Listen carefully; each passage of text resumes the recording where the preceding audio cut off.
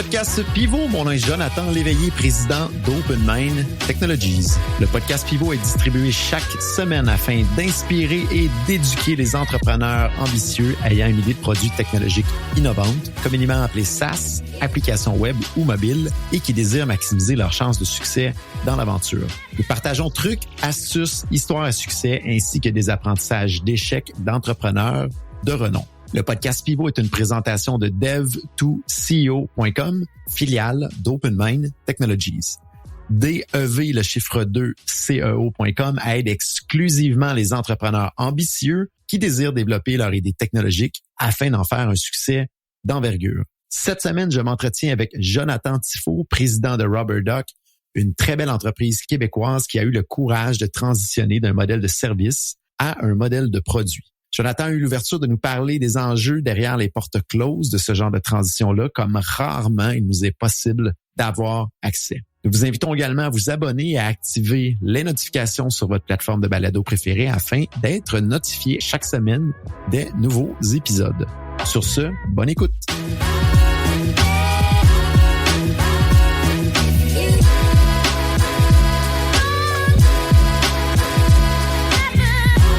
Jonathan Tifo de Rubberduck.io, merci beaucoup d'être des nôtres cette semaine. Comment vas-tu aujourd'hui? Ça fait plaisir. Ça va super bien, merci toi.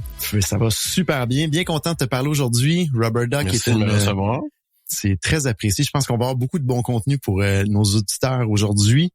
On va avoir la chance de parler un petit peu comment que ça se passe là, en arrière behind the scene, une entreprise qui a eu un beau succès en service, qui transige vers une entreprise de produits. Donc, avant d'aller un petit peu plus loin là, dans comment tu as réussi à faire cette transition-là, juste pour bien positionner notre auditoire, qu'est-ce que Rubberduck? Ce que Rubberduck est aujourd'hui, évidemment, c'est pas ce que Rubberduck était il y a 1 an, puis il y a 2 ans, puis il y a 3 ans quand on a commencé, mais essentiellement, Rubberduck maintenant, c'est un outil de création de site web qui permet à monsieur, madame, tout le monde, là, des entrepreneurs ou des équipes marketing ou des freelance, des agences et tout ça, de bâtir des sites web pour des entreprises, principalement des entreprises de services. Et plus largement, là, n'importe quoi qui est pas transactionnel, donc les OBNL, manufacturiers, tout ça.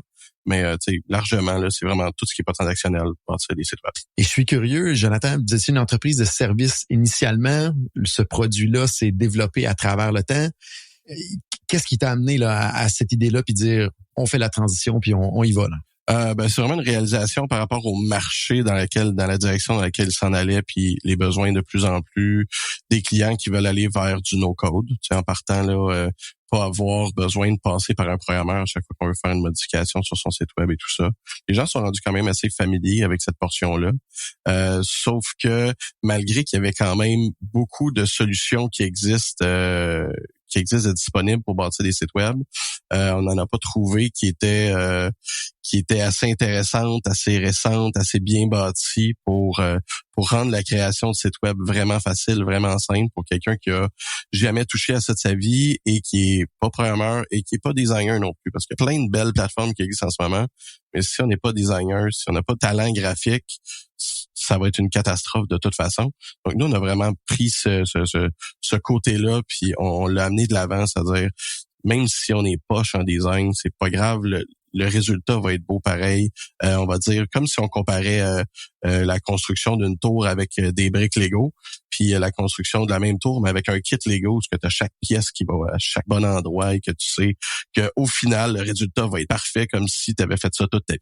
Et là, dans le fond, vous faisiez du développement de site web dans la compagnie de service. J'imagine qu'il y a eu des besoins de commerce électronique. Il n'y a pas de commerce électronique, mais de l'application que vous avez développée aujourd'hui, Rubberduck. Vous avez développé un peu votre propre CMS, puis de là est né, je pense, Rubberduck à travers le temps, ou? Non, on avait déjà un CMS avant qui datait il y a beaucoup d'années. Puis lui commençait à être un petit peu plus vieux. Non, Rubberduck, c'est quand que on s'est fait expliquer par nos partenaires, nos agences, nos clients que notre technologie était un petit peu passée date, qu'on a décidé de faire le saut puis originalement l'idée c'était pas d'inventer une nouvelle, mais ça a quand même été ça le résultat là. OK. Et là, on se situe à peu près en 2018, je pense, qu'il y a eu ce focus-là peut-être de développer le produit. On se ramasse à ce moment-là dans la version aujourd'hui bêta en 2020. Et là, il y a eu un bon scale depuis entre-temps. nous, on voit le côté, là, le beau côté de la médaille, on voit de l'extérieur la croissance, l'avancement de l'entreprise, mais on était curieux aujourd'hui de poser des questions, là, qu'est-ce qui se passe en arrière, puis comment ça s'est passé cet élément-là, parce qu'il y a beaucoup de gens qui nous écoutent, qui sont des entreprises de services, qui veulent développer un produit, qui veulent transitionner leur modèle vers une entreprise de produits numériques, technologiques, et ça a l'air toujours facile, ça a l'air toujours tout beau, ça a l'air jamais sans accrochage. Mais la vraie réalité en arrière, pour parler avec tout le monde qui en fait, faut faire des décisions difficiles en cours de route. Il y a des petites choses qui viennent toucher nos valeurs en tant qu'entrepreneurs. Puis il y a des moments difficiles à travers tout ça. Puis il y a des risques à prendre. Et c'est un petit peu ces éléments-là je pense qu'on veut discuter aujourd'hui là, de comment ça se passe en arrière dans une transition d'une compagnie de services à produit. Je pense que le premier élément, Jonathan, qu'on pourrait discuter, c'est l'équipe en tant que telle. Je pense que vous aviez une équipe d'un certain nombre de joueurs. Quand on transige en produit, comment ça se passe, cet élément-là? Puis comment que ça crée peut-être des embûches ou des choses qui sont moins plaisantes du côté entrepreneur puis du côté interne? Originalement, quand on a commencé le projet, en fait, en 2019-2020, on était 30 chez Caméléon. Puis c'est à partir de Caméléon qu'on a fait la transition pour s'en aller vers Rubberduck. Puis ce qu'il faut comprendre rapidement quand on fait ce genre de transition-là, puis là je parle 100% par expérience, là, on s'entend là, de notre expérience à nous, c'est que les gens qui travaillent dans cette agence-là, dans cette boîte de services-là, eux autres, le modèle startup Silicon Valley, on s'en va à guerre puis on sait pas si on va survivre. Ils n'ont pas signé pour ça. C'est pas dans ça que se sont embarqués au départ, ok? Fait qu'en partant, tu perds des joueurs très rapidement dans les premières semaines, dans les premiers mois. Puis ben tu peux un peu compenser ça par le fait que tu fais pas une transition d'un coup. Tu sais, c'est pas on arrête complètement le service puis on commence produit puis that's it, c'est tout simple que ça. Moi, on dit que ce serait simple si c'était comme ça, mais il y a un élément super important qu'il faut garder tout le temps en tête, c'est l'argent. Ça, on n'en a pas à l'infini. Ça, ben la portion service, c'est veut pas, elle paye pour ça. Fait que cette transition-là va se faire graduellement. Donc ça l'est fait dans notre cas. Ça dépend évidemment des moyens que vous avez pour pouvoir passer à travers ça, mais comme j'ai dit, on était à 30 employés, puis on est rendu aujourd'hui à 8. On a vraiment fait cette transition-là sur de 2020 à 2023, donc un petit peu plus que 2 ans et demi. Puis le côté humain est de loin le plus difficile dans cette portion-là. Sauf qu'honnêtement, on a eu la chance quand même de pouvoir faire la plus grosse portion de ce travail-là, de cette transition-là, par attrition, je pense que c'est le terme, c'est-à-dire que des gens quittaient, on a tout le temps une philosophie de les aider à quitter, pas dans le sens qu'on n'avait plus besoin d'eux, mais dans le sens que on essaie tout le temps d'élever les gens pour qu'ils puissent aller à un autre niveau dans leur carrière. Puis il y a personne qui rentre dans une entreprise de conception de site web, un programmeur pour la plupart, puis qui se dit que c'est ça qu'il va faire dans la vie. Là. C'est jamais leur but dans la vie. Là. C'est une porte d'entrée en programmation, mais le projet de quelqu'un qui s'en va en conception de site web, c'est peut-être d'aller faire de l'intelligence artificielle, d'aller faire des jeux vidéo ou d'aller faire n'importe quoi qui sonne vraiment plus cool dans leur vie. Donc, c'est de comprendre aussi qu'on est un tremplin pour ça, puis de les mener vers ça, tu sais, de leur donner des projets qui les mènent à obtenir des compétences puis l'expérience qui va les pousser dans la bonne direction, et que justement quand c'est le temps pour eux de faire le move, ben de les aider, puis la lettre de recommandation, puis tu sais, je vous assure que les gens qui ont quitté Caméléon dans les dernières années sont partis avec des lettres de recommandation que vous seriez un peu idiot de pas les embaucher. Mais c'est tellement intéressant. Ça va, ouais. C'est vraiment intéressant ce que tu apportes là, d'aider les gens à faire une continuité qui est pas juste honorable, mais de les amener à un autre niveau, parce que je pense qu'on a tous le rôle en tant qu'entrepreneur d'utiliser nos entreprises comme plateforme pour élever les gens. Puis sur le côté professionnel, c'est une chose. C'est pas vrai que les gens, en tout cas en majorité, les gens resteront pas une vie complète, bien qu'on aimerait garder notre bon monde toute une vie au complet. Mais comment qu'on peut, en tout cas, se poser la question dans nos entreprises, élever les gens même quand ils quittent. Je pense que j'adore ton mindset, Jonathan, c'est vraiment intéressant. Puis je pense qu'on devrait être plus d'entrepreneurs d'avoir cette philosophie-là, puis ça ferait du bien, je pense, à la société en général. Je te laisse continuer. Ben écoute, à travers les dernières années, comme je t'ai dit, on est allé par attrition, c'est-à-dire qu'on les a laissés partir, on les a encouragés à aller next level, ceux qui le pouvaient, ceux qui le demandaient, ceux pour qui c'était rendu le bon moment. Il y en a qui se sont juste rendus compte qu'ils préféraient rester dans une agence de service, se sont trouvés une autre agence de service. Donc tranquillement mais sûrement, à travers les années, on est passé de 30 à 25, de 25 à 20, puis ben là, on est rendu 8. Assez dernièrement, là, on a laissé partir encore une bonne portion de l'équipe qu'on aurait évidemment voulu garder, mais ça, on en reparlera un petit peu dans la conversation pour la suite des choses. Mais c'est vraiment, en effet, le côté humain qui est difficile à ce moment-là, de voir laisser partir des personnes, oui, qui s'en vont vers mieux en termes de des projets plus intéressants, peut-être des salaires plus intéressants, peut-être des défis plus intéressants. Mais de l'autre côté, quand ça fait 5-10 ans que tu travailles avec ces personnes-là, ça arrache le cœur bien. Puis le bout, je pense, qui est difficile, puis on peut, je pense, se comprendre là-dessus parce que, tu sais, chez OpenMind, présentement, on a un incubateur, l'Open Lab, on a des produits dont Berrycast, donc on fait des produits aussi. C'est pas évident de transitionner d'un mode service à un mode produit parce que service rapporte du profit, du cash flow au jour le jour. Produit coûte extrêmement cher en cash flow pour arriver à une étape qu'on appelle le product market fit, qui est, on dit, bon, on a une belle traction, puis on est capable d'aller chercher de la croissance. Ensuite, il faut se rendre à être cash flow positif et profitable et tout le reste. C'est différentes marches qui coûtent extrêmement cher en argent. Puis il y a des gens qui vont faire cette transition-là en levant un financement, mais notre oxygène, qui est l'argent, est limité pour réussir à ces différentes étapes-là. Puis comme tu dis, il faut pas garder des gens qu'on pense qu'on a peut-être juste besoin dans 6 mois parce que on enlève l'oxygène pour l'organisation pour être capable d'atteindre chacune de ces étapes-là qui est extrêmement cruciale. Ça, j'ai pas dit encore. J'ai pas dit encore. On s'en était parlé avant. Je te laisse peut-être bonifier ce que je disais là. Ben, tu sais, en fait, c'est ça, c'est qu'une des erreurs qu'on a fait, mais c'était pas tant une erreur, mais tu sais, c'était, disons, un bump on the road qui est à prendre en considération, c'est de sortir de cet intense besoin de rationaliser le fait de garder les employés le plus longtemps possible. Pas parce qu'ils sont pas utiles, pas parce qu'ils sont pas fins, mais plus parce que tu dis, OK, ouais, on veut les garder le plus longtemps possible, on veut les garder parce que, tu sais, le produit, il va aller bien, puis dans 6 mois, on va en avoir besoin, tu sais, ça serait niaiseux de devoir réengager d'autres gens qui connaissent pas le produit, qui n'ont pas d'expérience. Faut tout se retaper la formation et tout ça. Tu sais, donc ça, c'est vraiment un des embûches ou un des obstacles qui est difficile, puis que tu trouves tout le temps des façons dans ta tête d'entrepreneur de rationaliser ça pour, on va dire, repousser le moment où tu as besoin de les laisser partir puis de t'arracher le cœur à faire ça. Et c'est là que nos petits cœurs d'entrepreneurs, des fois, notre cœur nous dit une chose, la tête dit autre chose, surtout dans un contexte où il y a une inflation salariale qui est hallucinante. On le vit tous dans nos entreprises, particulièrement en technologie. Ça va vite, là. Tu sais, peu importe le nombre de joueurs que t'es, peu importe l'argent qu'il y a dans le compte peut descendre rapidement. Puis là, c'est une course contre la montre d'aller chercher cash flow positif. Puis après ça, de réussir à aller aux prochaines étapes. Un jour, parce qu'on est cash flow positif, on est maître de sa destinée, on est moins dépendant d'un paquet de variables autour. Puis là, c'est des belles levées de financement après ça à faire.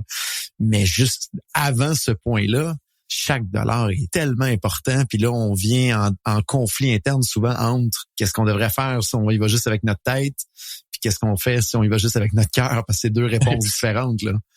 Tout à fait. Puis c'est tout le temps deux réponses différentes. Puis apprendre à dealer avec ça, c'est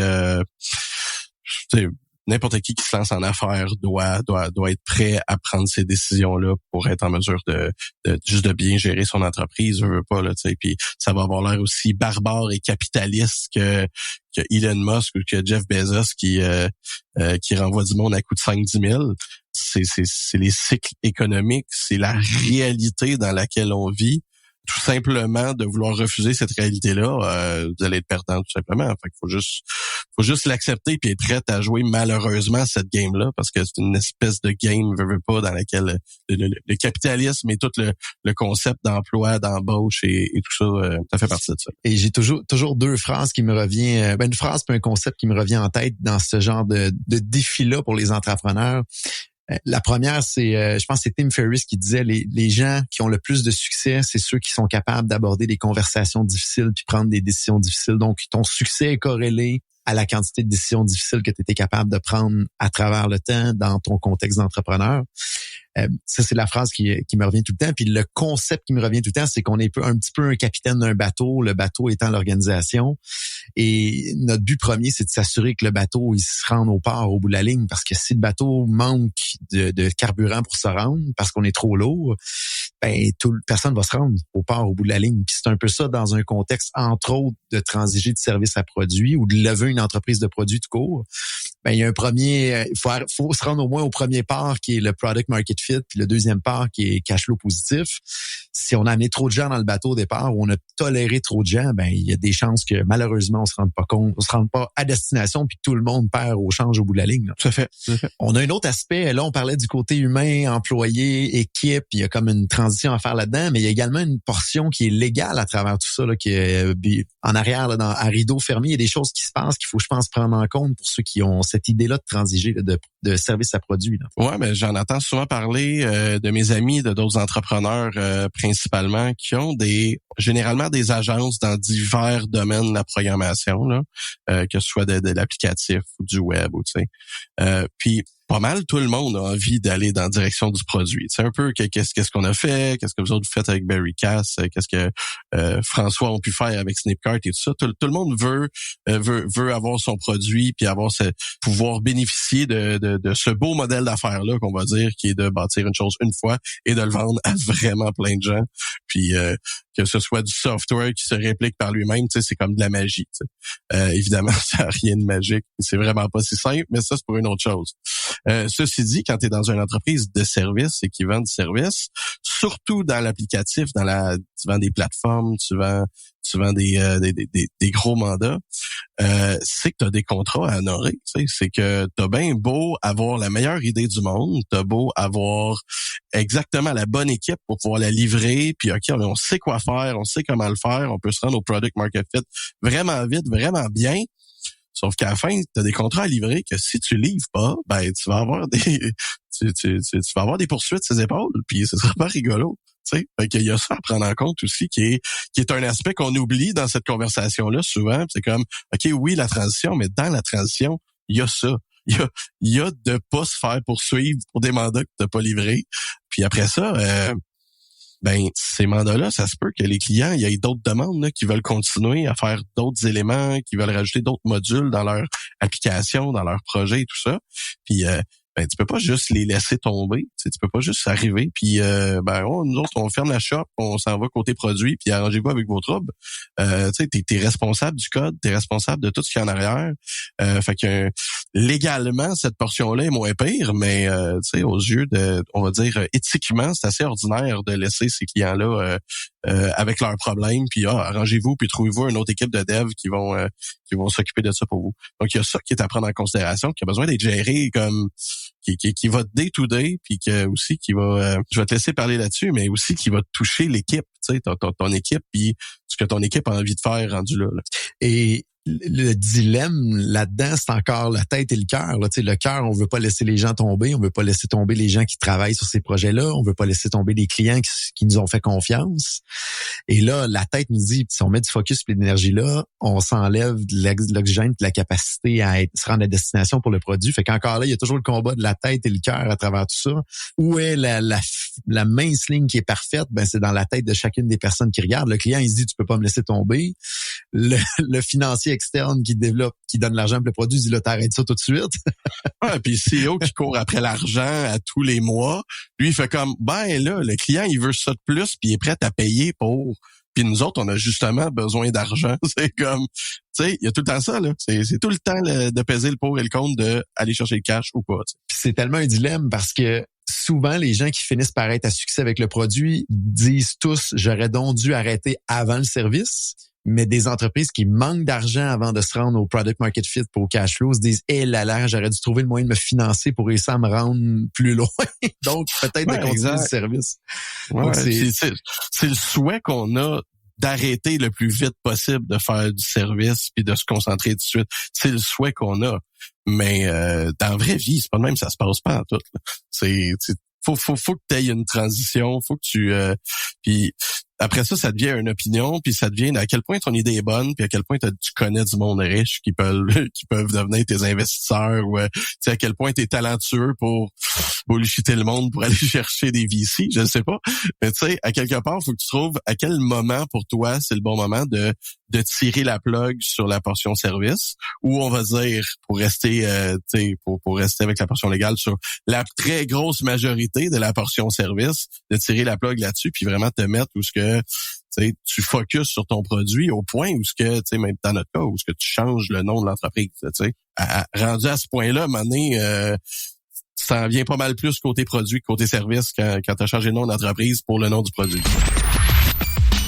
Vous avez une idée de produit techno à développer et vous vous demandez, suis-je prêt à le faire? Bonne nouvelle, dev2co.com rend à votre disposition un mini questionnaire gratuit en ligne qui vous permettra de parfaire votre réflexion et surtout de valider à quel point vous êtes prêt ou non à démarrer le développement de votre idée technologique. Rendez-vous au dev2co.com/évaluation, DEV le chiffre 2 CEO.com/EVALUATION. Sur ce, de retour à l'épisode en cours. Puis, il y a quand même aussi une question de tolérance au risque aussi. Puis, je te lève mon chapeau de faire cette transition-là parce que c'est toute une prise de risque. Puis, malgré que je suis convaincu que vous le contrôlez bien à travers tout ça, mais tout entrepreneur, c'est quand même très confortable d'être dans le mode service parce qu'il y a des revenus qui sont, je dirais pas facile à générer, mais il y a une certaine facilité à amener un cash flow et une profitabilité à l'entreprise. Il y a un historique, on sait comment. Là, oui, exactement.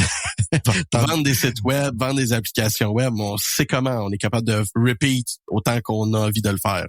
Exactement. Mais le produit, c'est risqué, mais le rendement est potentiellement plus grand là et le modèle d'affaires, un coût à succès est des fois plus agréable à rouler au final dans le day-to-day.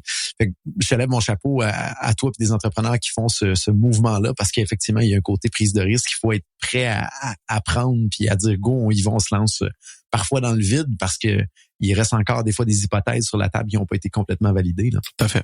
Troisième volet, on en a parlé un petit peu, mais le volet cash flow. Je pense qu'on a des petits morceaux qu'on pourrait jaser de ça. Là.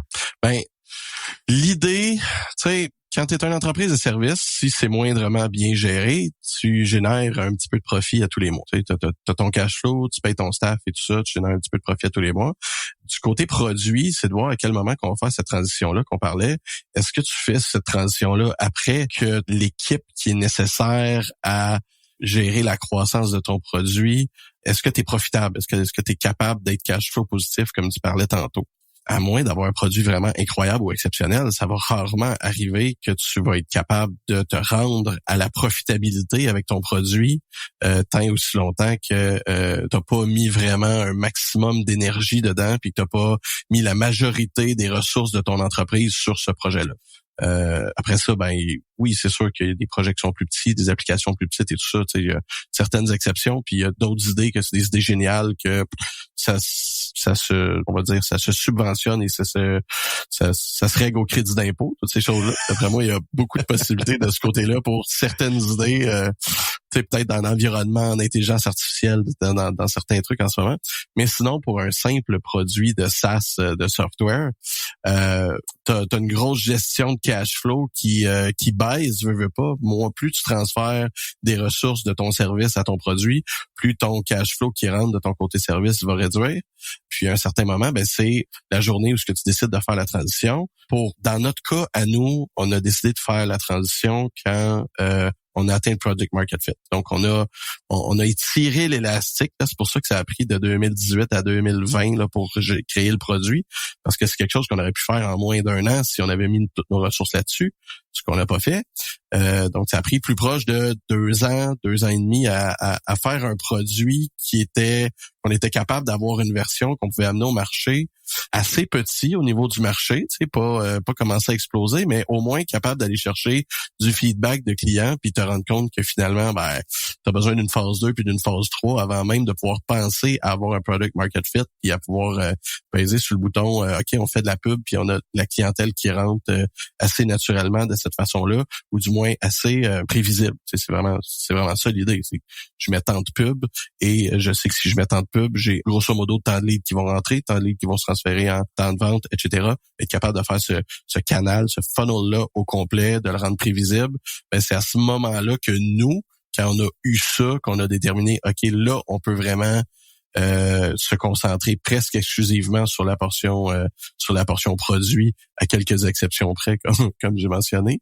Puis une fois que tu as fait ça, ben là, c'est de comprendre que du jour au lendemain, tu as une entreprise qui, on va dire, qui est rentable, qui survit avec son cash flow, une entreprise qui bleed du cash tous les mois de façon extrêmement violente et rapide.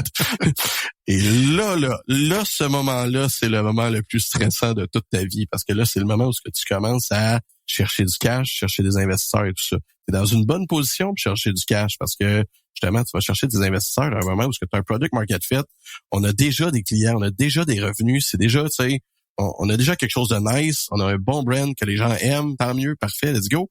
Sauf que tous les mois, ton compte de banque descend de, je sais pas, c'est quoi ta situation, 20, 50, nous autres, c'est 100 000 par mois. Fait que 100 000 par mois, ça va vite en s'il vous plaît, là. Tu veux alléger tes coûts fixes le plus rapidement possible. Tu veux aussi t'assurer que tu as vraiment la bonne version de ton produit, que tout est bon. Tu veux t'assurer de pas te faire poursuivre de l'autre côté. Donc, tu es obligé de garder un certain staff pour livrer les projets qui n'ont pas encore été complétés ou livrés. Parce qu'il y a quand même eu une pandémie qui a retardé toute l'histoire en plus. Donc, ça l'a aidé à certains égards, on va se le dire, là, côté subvention salariale et tout ça. Mais dans l'ensemble, tu sais, ça a quand même retardé des projets que dans certains cas, ça a été positif, mais dans la plupart des cas, ça a quand même été difficile, négatif et financièrement vraiment tough à ce niveau-là. Là, je pars dans plein de directions, je dis plein d'affaires. Là, ramène-moi à l'ordre, Jonathan. Absolument, mais l'ordre, elle est la bonne, parce que je voulais revenir sur le point justement de votre côté, vous avez tenté d'aller le plus loin possible pour lever un financement après le Product Market Fit. Aujourd'hui, avec le recul, est-ce que tu referais cette même logique-là, puis pourquoi? Je referais exactement la même chose. Je pense pas qu'on a fait d'erreur à ce niveau-là. De durer le plus longtemps possible avec les revenus de l'entreprise de service pour après ça, justement, obtenir un Product Market Fit qu'on a obtenu à l'arraché, je veux dire, parce que c'est des départs qui ont fait qu'on a réalisé un peu qu'est-ce qu'on avait puis où est-ce qu'on était rendu. Tu sais, à un certain moment, je mentionnais tantôt que Rubberduck faisait pas dans le transactionnel. Pour le moment, Rubberduck fait pas dans le transactionnel. Avec des intégrations, ça va être possible et tout ça. Tu sais, justement avec Snipcart, avec d'autres intégrations comme Foxy et tout ça. Donc, ça va être possible de devenir transactionnel, mais on le fait pas. Mais on l'a, ce module-là, on l'avait fait au départ. On a déjà bâti tous les systèmes transactionnels, mais on faisait aussi du custom avant. Tu sais, on n'était pas simplement on pouvait prendre des clients puis leur bâtir des thèmes custom pour eux à l'intérieur de Rubberduck et livrer des plateformes, des beaux sites web, des trucs vraiment incroyables. Ça, on n'en fait plus depuis le mois de mars 2022, le moment où il y a 2 joueurs clés dans l'équipe qui ont fait, ben là, nous autres, on arrive au bout, on a d'autres offres, on va aller ailleurs, on va faire autre chose. Là, tu fais comme, OK, ben, tu sais, c'est comme mon lead front-end qui s'en va, qui me permettait de faire des sites web custom puis des trucs transactionnels et tout ça. Puis j'ai mon lead vendeur qui, lui, les vendait. Là, tu fais comme, OK, j'ai plus personne pour les vendre, j'ai plus personne pour les faire. On va arrêter de faire ça.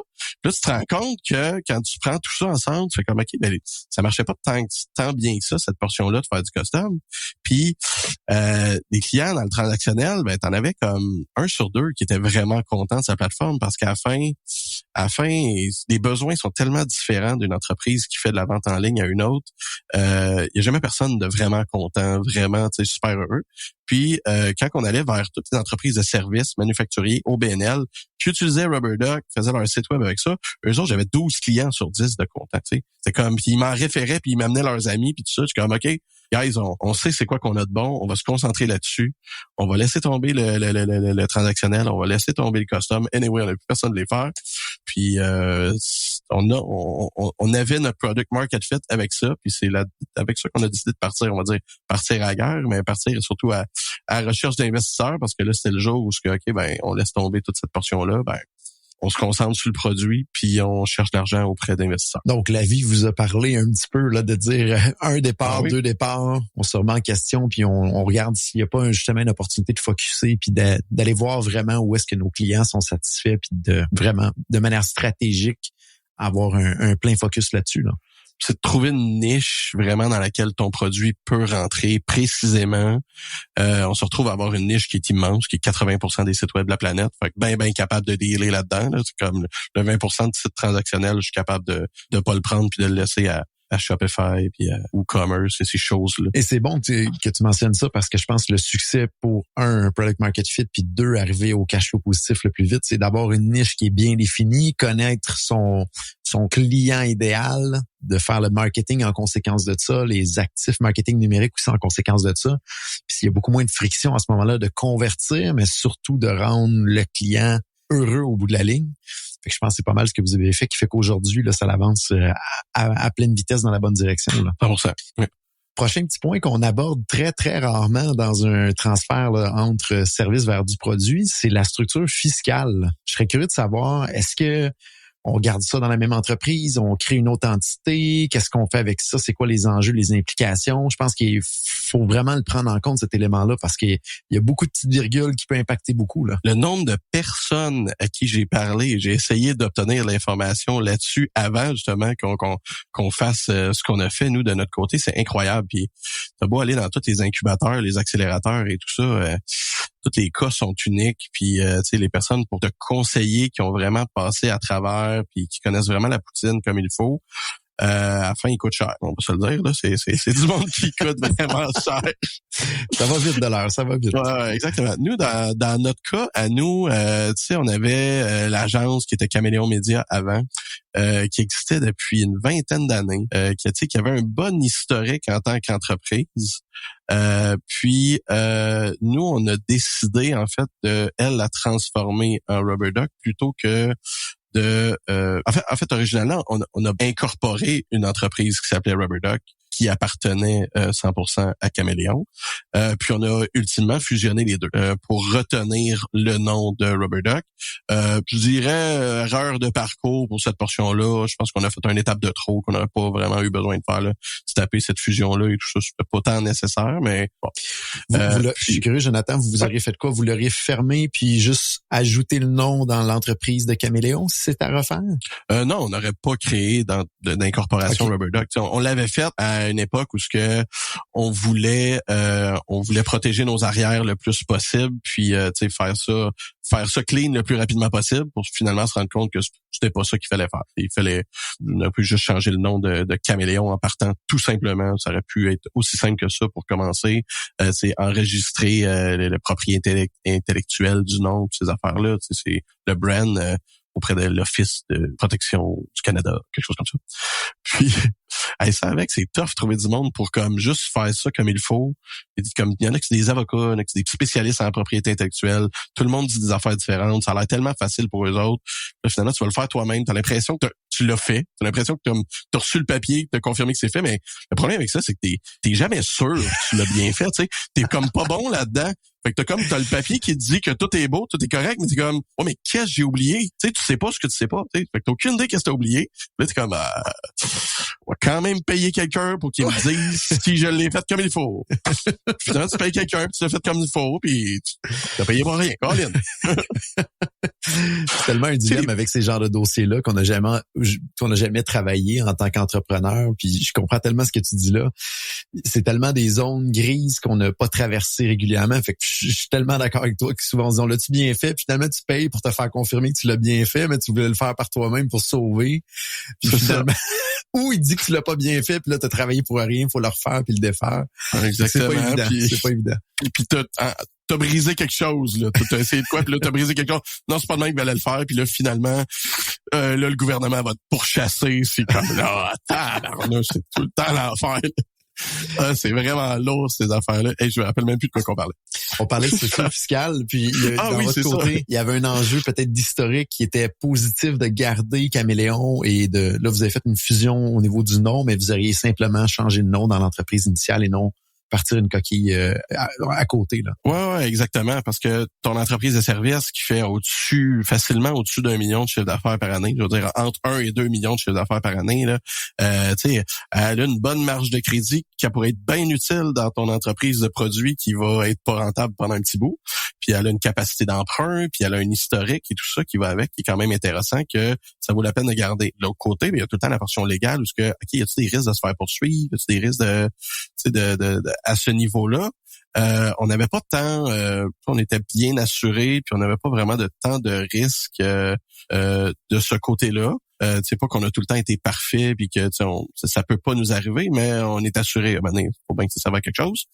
Fait que ouais, il y a ça. Fait qu'on a décidé finalement de fusionner les deux, Rubberduck et Caméléon. On a gardé le nom de Rubberduck, on a gardé toute cette entité-là. Puis on s'est retrouvé à recréer Caméléon, une nouvelle entité, une nouvelle incorporation, mais appartenant à Rubberduck pendant un certain moment jusqu'à ce qu'on finisse par la revendre. Et il y a un aspect aussi peut-être caché là-dedans par rapport au crédit d'impôt, qu'il y a des gens qui sont peut-être moins familiers, mais on a la chance d'être accompagné souvent par le gouvernement ici au Québec, autant fédéral que provincial, pour aider à accélérer des fois le développement puis d'amortir le risque technologique. Donc, il y a un enjeu, entre autres, il y a un crédit d'impôt qui est super intéressant. Souvent, le crédit d'impôt pour les affaires électroniques, certains produits peuvent être admissibles. Même chose au niveau du pari CNRC. Là, il y a un enjeu de dire, il y a des minimums à rencontrer avec la nouvelle entité. Donc, il y a un enjeu là, de dire, qu'est-ce qu'on fait là? Mais le pari est un running gag dans les entrepreneurs techno. Hein? Je veux dire, il existe, mais il est une légende. Là. Ce programme de subvention-là, il y a personne qui est capable de l'avoir dans la vraie vie. C'est pas... Peut-être que toi, tu l'as eu. Toi, tu as des skills qu'on n'a pas. Mais ça pourrait faire un excellent épisode. On l'a justement dans notre carnet d'épisodes futurs. On a eu la chance d'être accompagné effectivement par le pari CNRC. Ça a été d'une grande aide pour se rendre jusque-là. Mais effectivement, il y a des critères qui sont assez stricts à suivre pour y arriver. Ouais, la charge de travail, la paperasse qui est nécessaire pour aller chercher ça est quand même phénoménale. Là. Et surtout, il faut qu'il y ait vraiment un risque technologique approuvé à travers tout ça, là, parce que c'est vraiment de découvrir ce risque-là en cours de route. Mais ça pourrait faire un excellent épisode sur ce sujet-là précisément. Mais oui, crédit d'impôt pour affaires électroniques, c'est sûr que dans une entreprise de services en techno, une agence et tout ça, c'est sûr que c'est obligatoire. Je veux dire, c'est ça ou je sais pas c'est où tu prends ton profit à la fin d'année. Mais oui, en effet, dans le cas d'un produit, c'est un petit peu plus touché. Puis moi, ce que je me suis rendu compte rapidement, c'est que si tu viens pour pitcher à des investisseurs ton projet, et qui te pose la question, est-ce que tu as des subventions en recherche et développement? Assure-toi que ta réponse, ça va être oui, parce que sinon t'as l'air pas pire idiot, là. Genre, arrange-toi pour avoir tes subventions, là. Tu sais, moi, c'est ça que j'avais en tête, là. J'étais comme, tu sais, c'était même pas le montant d'argent des subventions qui est important, c'est juste de pouvoir répondre oui à cette question-là. Mais ça prouve un peu aussi en même temps qu'on a fait le travail qu'on avait à faire pour aller chercher un maximum d'oxygène pour se rendre à destination. Fait qu'effectivement, c'est un réflexe souvent que les investisseurs vont poser quand ils s'y connaissent, là.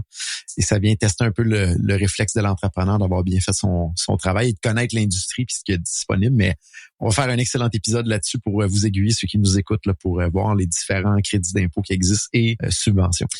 Maintenant, j'aimerais ça qu'on parle peut-être précisément des mauvais mouvements qui ont été faits, les fameux bad moves en cours de route. Est-ce que tu as eu des bad moves qui ont été au niveau des campagnes de publicité, d'avoir vendu pas la bonne chose en cours de route, des enjeux techniques? Je serais curieux là, si tu aurais des choses que tu pourrais partager pour peut-être éviter ces problématiques-là avec les gens qui nous écoutent, là. Les bad moves sont tout le temps liés, en tout cas dans notre cas, c'est tout le temps lié au timing. Tu sais, c'est pas tant des mauvaises idées que du mauvais timing tout le temps, de faire des affaires trop vite, de faire des affaires pas assez vite. C'est vraiment ça. Tu sais, on va parler, mettons, campagne de pub. Quand on était principalement, on avait basé tous nos calculs et tous nos chiffres sur les premiers mois qu'on avait eu avec Facebook. Ça avait tout explosé. On était allé chercher 150 agences partenaires au Québec. C'était absolument génial.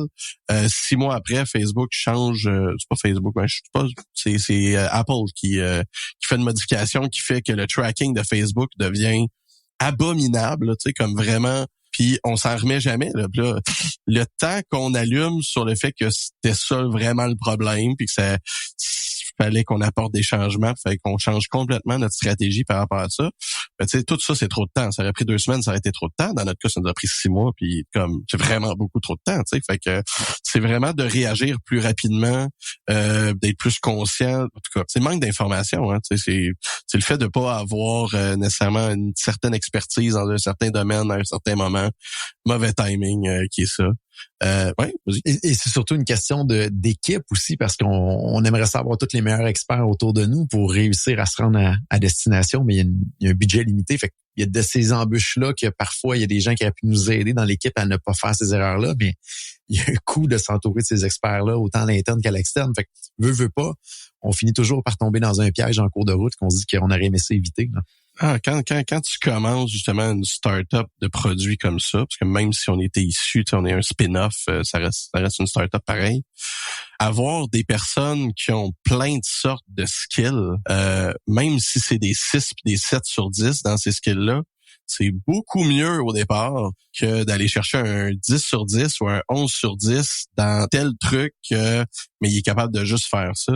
Fait que c'est un petit peu la chance qu'on a eue, la force qu'on a eue nous autres, c'est vraiment d'avoir des gens qui, tu sais, on n'avait même pas de DevOps nous avant. Dans Caméléon, on n'a jamais eu besoin, je faisais pas des projets assez gros pour commencer à gérer des problèmes de serveurs et tout ça, mais on a quelqu'un qui s'est élevé puis qui s'est mis à tout apprendre, absolument tout apprendre ce qui était possible pour devenir DevOps. En dedans d'1 an, il savait absolument tout puis il est devenu notre DevOps, mais ça prend des gens avec des skills vraiment particuliers, mais aussi une attitude, une capacité d'apprendre incroyable pour pouvoir justement avancer malgré le fait que t'as pas toutes les skills, t'as pas toutes les compétences dans tout, tu sais. Puis ben malheureusement, il y a des affaires qui sortent complètement du scope de ton entreprise, que ce soit de la fiscalité ou que ce soit du droit, du légal, ou ce que là t'as pas le choix d'aller ailleurs, puis que c'est une bonne idée d'aller ailleurs, là, de pas essayer d'avoir toutes les réponses à l'interne ou de les trouver sur Google.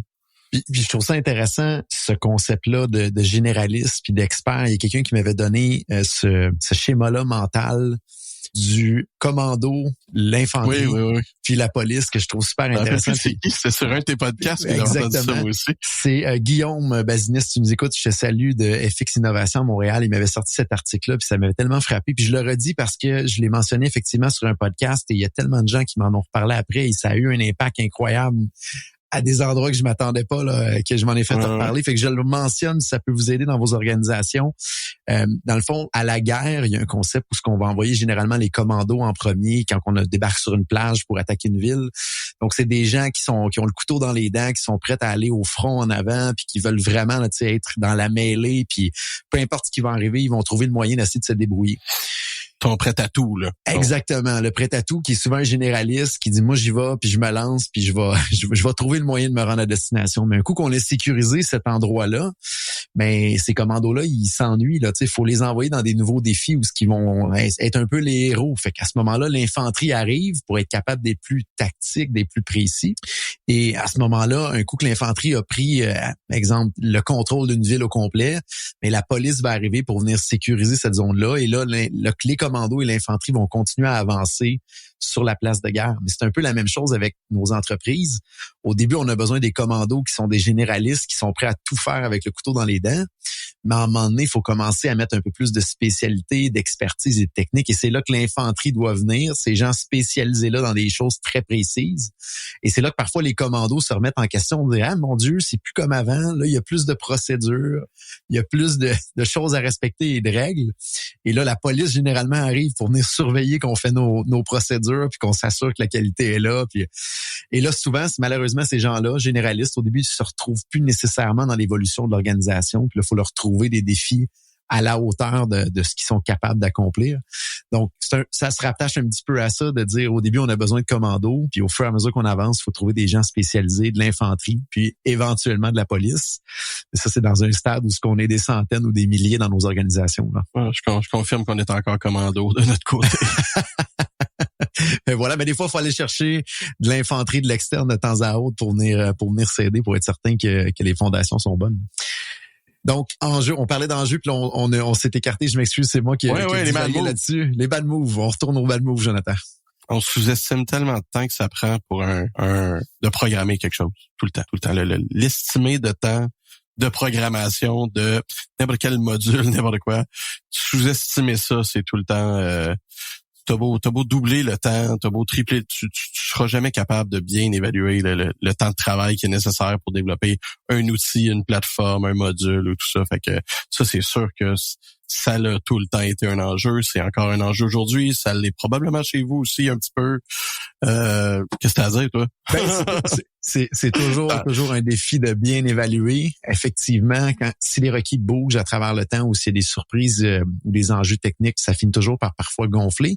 Par contre, à l'heure où cet épisode-là va sortir, il va y avoir déjà un épisode qu'on a sorti sur comment élever ces équipes de développeurs ou les rendre plus efficaces par l'intelligence artificielle sur 10 cas réels d'utilisation. Donc, c'est l'épisode numéro 26 qui est sorti le 25 avril. On vous invite à l'écouter là, si vous avez des équipes de développeurs. Nous, de notre côté, c'est hallucinant l'efficacité supplémentaire qu'on est capable d'avoir avec, à l'heure actuelle, là, ChatGPT, entre autres, et Copilot. Et on ose, en tout cas, du moins, on a la prétention que je pense que ça va être de plus en plus facile dans le temps avant nous de diminuer les temps requis pour faire ce qu'on a à faire. Mais sans ces outils-là, ben effectivement, des fois, là, ce qu'on pense qu'il va prendre 1000 unités d'effort va en prendre 2000. On espère que peut-être on va être capable de tomber en bas de 1000 en se propulsant avec ces outils-là devant nous. Je vais regarder ça. Et on le faisait pour tout le monde, autant pour les équipes comme chez vous. Donc, c'est un rendez-vous le 25 avril. Voilà. Exactement. D'autres bad moves, Jonathan, de ton côté? Un qui est assez récent, c'est pas tant un bad move, on va dire une mésaventure ou c'est assez rigolo, mais on a déjà dû demander à un employé de quitter parce qu'il travaillait on the side pour sa propre agence, puis tu sais, il essayait pas de voler des clients, mais mettons presque, tu sais, dans une situation comme ça. Puis tu me croiras pas, mais on s'est rendu compte la semaine passée qu'il avait tenté de copier Rubber Duck. En fait, qu'il avait copié Rubber Duck. Ah ouais, carrément là, Wow. Une vieille version, vraiment très moyenne, très mal fait. Mais tu sais, au point où ce qui copie exactement les textes de notre site web pour les mettre sur son site web à lui, tu fais comme aïe man, c'est spécial, c'est spécial. Moi, c'est la première fois que j'avais vu ça. Je sais pas qu'est-ce qu'on va en faire là. Peut-être qu'au moment de la diffusion de cet épisode, toute cette histoire sera réglée, mais c'est comme une situation à gérer. Là, c'est comme un ancien employé qui décide que ton idée était bonne, puis que il était fâché de pas en faire partie, il décide de le refaire lui-même de son côté. C'est comme c'est spécial, c'est spécial. Ça me fascine aussi. Là, on est du côté de l'entrepreneur, puis notre vision souvent c'est tu sais, les gens amènent beaucoup de collaboration dans les équipes, puis ils donnent du leur, mais en réalité de mordre la main qui nous a nourris pendant un certain temps, ça honnêtement, moi ça pile sur mes valeurs assez agressivement, je dirais, et de voir ce genre de cas-là, malheureusement, c'est déplorable. On souhaite honnêtement que ça se règle dans le mieux des mondes et que ça ne devienne pas un compétiteur sérieux, mais en tout cas, il n'y a pas grand-chance de ce côté-là. Non, il n'y a pas grand-chance que ça devienne un compétiteur sérieux. C'est juste anecdotique pour nous en ce moment. Tu sais, on se demande un petit peu comment réagir à ça. Tu sais qu'il peut pas devenir un compétiteur sérieux parce qu'il y a pas les ressources, il y a pas les idées, puis il y a surtout pas les dernières versions on a fait qui sont comme à des années-lumière de ce que lui pourrait avoir. Mais non, c'est juste le type de défi avec lequel tu dois composer quand tu commences une start-up, un produit et tout ça. Puis tu sais, la série télévisée Silicon Valley, oui, que tu as certainement vu, et d'après moi, tous ceux qui écoutent ont dû voir cette série-là. Moi, je me suis servi de ça au début de l'histoire de Rubber Duck, pratiquement que comme une bible, comme un manuel de quoi faire et quoi ne pas faire, parce que il se passe tellement toutes les énormités les plus ridicules dans cette série-là, toutes les mésaventures et les arnaques que l'entrepreneur peut avoir dans le début de sa start-up, il les a toutes vécues. Fait que moi, j'ai littéralement pris ça, j'ai pris des notes, j'ai fait OK, ça faut pas que ça m'arrive, faut que je fasse attention à ça. Fait que j'ai vraiment tout noté là-dedans, je garde en tête toutes les situations, faire comme non, celle-là faut pas que ça m'arrive, puis je m'assure que pour vrai, j'étais pas le fun dans les conventions d'actionnaires là. Je devais être complètement agressant, mais moi j'avais vu ça dans ces émissions-là, puis j'étais comme non, pas question que ça m'arrive là. Tu sais, Mais c'est tellement bon que tu apportes ça parce que la même chose quand ça a sorti dans l'équipe entre autres de Berrycast, on l'écoutait tous ensemble puis ça nous faisait un petit peu une université de ce qui pouvait s'en venir en avant. Oui. Tu parles à d'autres gens qui ont développé du produit puis mon Dieu, c'est tellement des cas réels qu'on entend à gauche par à droite, les autres tous condensés dans une seule et même histoire. Exactement. Tout le monde en a vécu un de ceux-là, tu sais, puis nous autres, on était dû, tu sais, cette histoire-là de se faire copier, ça me rappelle un peu cette série-là, puis j'étais comme ben coudonc, on s'est pas assez bien protégé. Il y avait rien à protéger. En fait, ils ont copié l'idée, ils ont même pas copié le code, là. Il y a pas, c'était l'employé en question, c'est même pas quelqu'un qui avait accès au code, donc c'est même pas à pas copier l'idée. On vous souhaite que ça se règle avec le moins de ressources ou d'efforts possible de votre côté pour pas trop gruger d'énergie pour rien, parce que ça va être focus ça va bien se passer. Et salut voilà, Vincent. Je suis confiant. Je te dis bonjour Vincent. Donc, Jonathan, merci beaucoup de ton partage, ton généreux partage avec nous aujourd'hui. Je souhaite laisser un petit peu la place pour faire un placement de produit aujourd'hui. Entre autres, tu as démarré un podcast, je pense, avec ta conjointe. Peux-tu nous expliquer un petit peu c'est quoi puis à qui ça s'adresse? Mais dans le contexte de ce podcast-là, c'est elle qui a démarré le podcast et moi, je suis son employé. Mais le podcast en question, ça s'appelle La Femme du Boss. Donc, La Femme du Boss, c'est ma conjointe Jannick qui anime ça et va recevoir régulièrement, je vais dire à peu près une fois par mois, la conjointe ou le conjoint d'un entrepreneur ou d'une entrepreneur au Québec pour voir un petit peu l'autre côté de la médaille. C'est quoi la vie en arrière, la portion famille, la portion logistique, la portion c'est quoi que la personne qui accompagne cet entrepreneur-là dans le day-to-day, c'est quoi sa réalité, c'est quoi les sacrifices qu'elle a besoin de faire, les enjeux auxquels elle fait face. Puis l'angle, c'est vraiment de mettre de l'avant l'incroyable travail qui est fait par des gens qu'on n'entend jamais parler, qui vous imaginez bien que dans mon cas, si Jannick est pas là, il y a rien de Rubber Duck qui se passe. Elle est pour 50% dans tout ça, ne serait-ce que pour me permettre de moi y passer énormément, beaucoup plus de temps pendant qu'elle s'occupe de vraiment tout le reste et tous les autres sacrifices et tous les autres enjeux qu'elle elle prend sur ses épaules pour que moi j'aie pas besoin de les prendre. Et ben là, c'est ses compétences incroyables en relations publiques. Elle me permet de pas me mettre le pied dans la bouche à peu près à toutes les semaines. J'adore tellement le sujet du podcast parce que derrière tout grand entrepreneur qui est un E ou pas d'entrepreneur, là, il y a toujours une personne, un conjoint, une conjointe en arrière qui est dans l'ombre, mais qui fait que les deux peuvent s'élever autant au niveau famille que niveau professionnel. Fait que c'est rare qu'une personne à succès en affaires, il n'y a pas quelqu'un en arrière pour s'occuper du côté un petit peu plus familial, qui est aussi important que le côté professionnel, sinon même plus au bout de la ligne, là. Mais j'adore le sujet. J'ai mis ça dans ma liste de podcasts. Je vous invite aussi à aller écouter ça. Donc, c'est disponible Spotify, entre autres, Apple Podcasts, j'imagine aussi. On tape La Femme du Boss. Toutes les bonnes plateformes de balado-diffusion. La Femme du Boss, femmeduboss.com, je crois. Fantastique. Donc, je vous invite à aller écouter ça. Et petit placement de produit pour Rubber Duck. On t'écoute, Jonathan.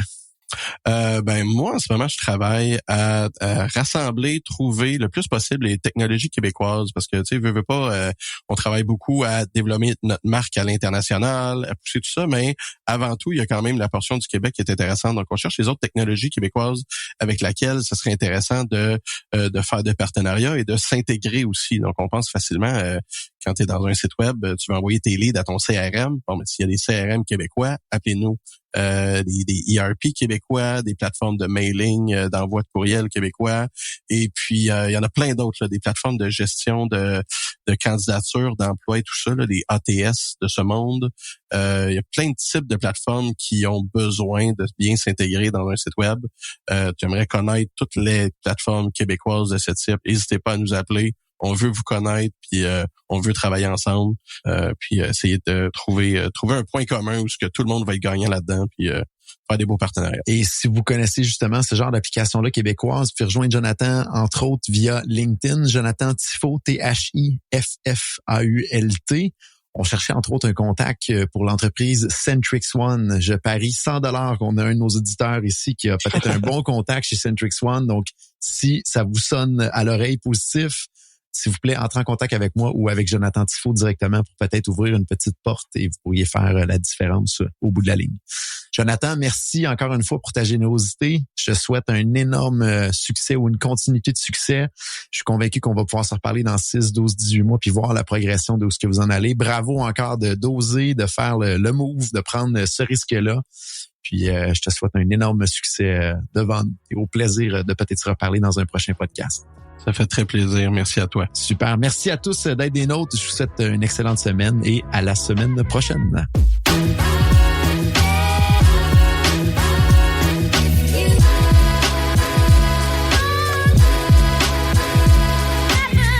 Voici mes 5 points résumés que je retiens de ma discussion avec Jonathan cette semaine. Premièrement, au niveau de l'argent disponible, c'est ce qui est le plus important pour être capable de survivre à la grande traversée entre une entreprise de service vers un modèle de produit. Donc, assurez-vous d'avoir assez de liquidité, assez d'instruments financiers autour de vous pour réussir à rendre jusqu'à un fameux product market fit. Essayez le plus possible de repousser les levées de fonds, si possible même après l'atteinte du product market fit ou l'arrivée du cash flow positif. Ça va vous mettre dans une bien meilleure position pour négocier également avec vos investisseurs potentiels. Troisièmement, soyez le plus niché possible pour mettre toutes les chances de votre côté à arriver rapidement à un product market fit et donc ensuite à un cash flow positif. Négligez pas non plus les enjeux légaux qui peuvent arriver avec une transition de service à produit, autant ce qu'on doit livrer pour nos clients de service que les entités fiscales et légales à mettre en place pour être bien structurées, mais ne le faites pas trop rapidement non plus. Assurez-vous peut-être de parler avec d'autres gens qui ont fait ce parcours-là pour éviter quelques milliers de dollars peut-être dépensés au mauvais endroit. Et cinquièmement, soyez le plus lean possible, même si malheureusement cela implique parfois des décisions humaines difficiles à prendre. Vous restez le capitaine du bateau et votre première mission, c'est d'amener le bateau à bon port. Ça implique parfois des décisions que notre cœur nous dit une chose, qui est l'inverse de ce que notre tête nous dit. Il faut malheureusement parfois prendre des décisions avec notre tête. Donc voilà, merci à tous d'avoir été des nôtres cette semaine. N'oubliez pas, nous produisons ce contenu gratuitement pour vous. Donc, notre récompense est votre partage, votre abonnement ou un 5 étoiles dans votre plateforme de balado préférée. Donc, si cet épisode de podcast vous a plu, s'il vous plaît, partagez-le sur les médias sociaux, envoyez-le à un ami, un collègue, un entrepreneur. Abonnez-vous à notre podcast dans votre plateforme de balado préférée ou donnez-nous, s'il vous plaît, un 5 étoiles. Cela nous aide grandement. Donc, je vous invite à continuer la discussion sur LinkedIn. Mon nom est Jonathan Léveillé, président d'Open Mind Technologies. À la semaine prochaine.